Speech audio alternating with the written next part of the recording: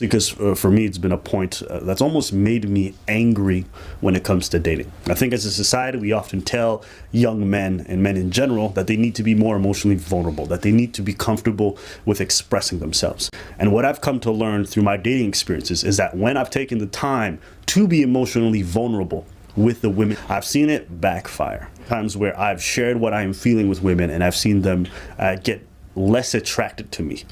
Sure. Yes. Yeah. Often. I feel like my feelings were used to strengthen another argument. I get it. Oftentimes we don't think we are like this as women, but we have very old school ways of thinking about how men should be. I don't want my man to be crying. Yeah. You know, I mean, I cry every 28 days of my cycle. I don't want my man to be crying. Depends on what you're opening up about. Full honesty. Like, yes, there's totally the double standard where we're like, hey, show your emotions. And then when they do, we don't know how to deal with it. Men have shown, the partners I was with, like, shown vulnerability, and I thought it was funny. And I didn't think it was masculine, and for me it was a sign of weakness. Because we're part of the patriarchy.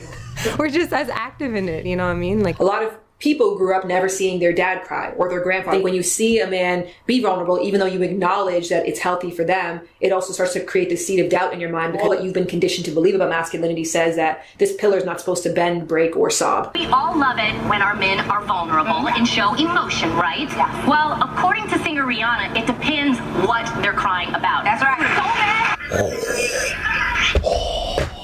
Okay, hold on. Hold on. So hold on.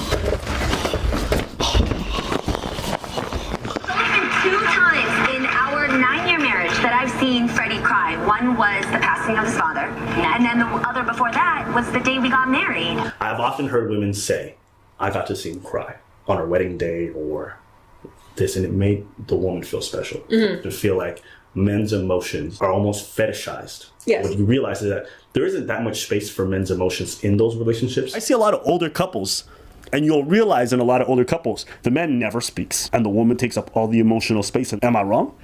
No. And the guys have just kind of understood that their emotions are secondary, and so they keep it to themselves. And what a lot of men keep facing, what you realize is that there isn't that much space for men's emotions in those relationships. It's more so about the woman getting to feel special. Devalues the male experience, and it perverts it. But I told her that my father wasn't in my life any longer. I didn't explain to her how, but he just wasn't in my life. And in a heated argument where she was screaming at me and I was being very quiet, at one point she said, this is why your father walked out on you, because you're nothing in life. Not knowing that my father had passed away. It was just like, oh, okay, cool. I understand what that is. Sidebar. I think men treat their emotional sanctity the way a lot of women treat their sexual sanctity. Meaning, if a woman has sex too fast, oftentimes they can feel cheapened. If a man reveals his emotions too fast, oftentimes he'll feel like he cheapened himself. So, my opinion on the whole video, it was enlightening to see a lot of men say things that I agree with myself, and particularly feel that resonated with me internally. And I don't know, but oftentimes I felt myself screaming at the camera, you know, at what the ladies were saying, like, why the fuck are you guys making it so hard? It's infuriating to think that, you know, in a world where men and women are commonly seen as equal, our emotional palettes aren't on the same playing field. And I'm gonna say this, from this perspective, I only date black women, so I can only give my viewpoints on black women, and a majority of the women that were in this video were black, and I felt like a lot of their viewpoints were shared in my experience dealing with black women. And I feel like too many times women trap men in this emotional flux, and they put them in this space and say, well, I want you to be emotional and open, but not too emotional or I'll run away. But if you value me, you'll be honest, but your honesty can only go so far. And it's just like, how do you gauge that? And then a lot of women don't even open up and say, hey, you know, anything about your childhood, I don't want to hear it. It sounds heartless, but that would be some form of communication that would help men. It would help men gauge, you know, what kind of woman you're dealing with, and if we want to deal with you at all, because, you know, that does seem very insensitive, you know, to a lot of men, especially black men, the trauma that we experience ourselves. And I understand that we as human beings learn by quote-unquote programming or modeling, psychological terms, but when do we as human beings, particularly women as human beings, start to take credit for their own action and not blaming it on their raising or what their father did.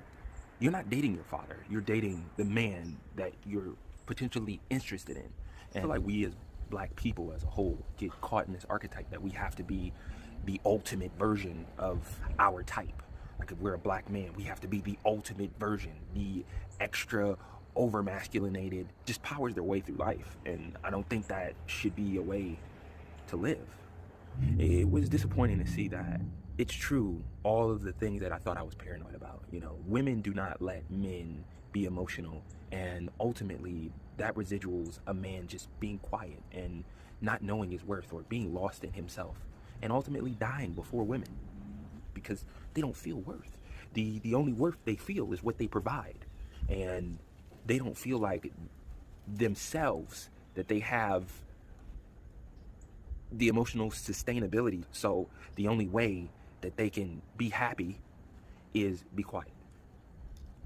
And I always remember, you know, this term that a lot of older men tell younger men is women are always right.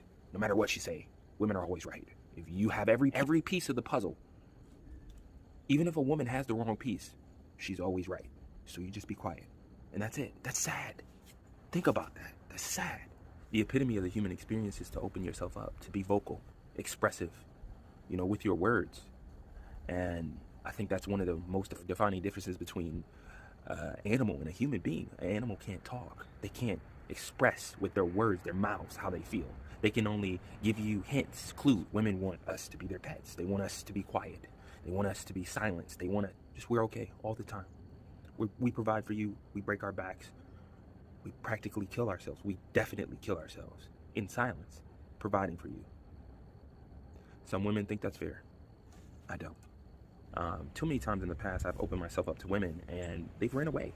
They've thought that all of the emotions that I displayed was of someone that was weak, undateable, a non-candidate in their life, because they needed someone that was sure all the time, 100% of the time, never unsure, never doubting themselves, always manliest man, quote unquote.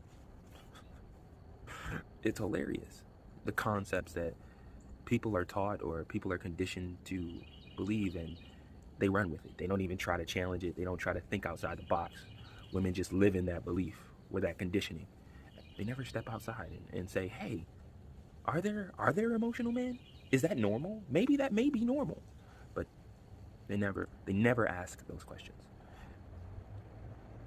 I think there's something wrong with that. Seriously.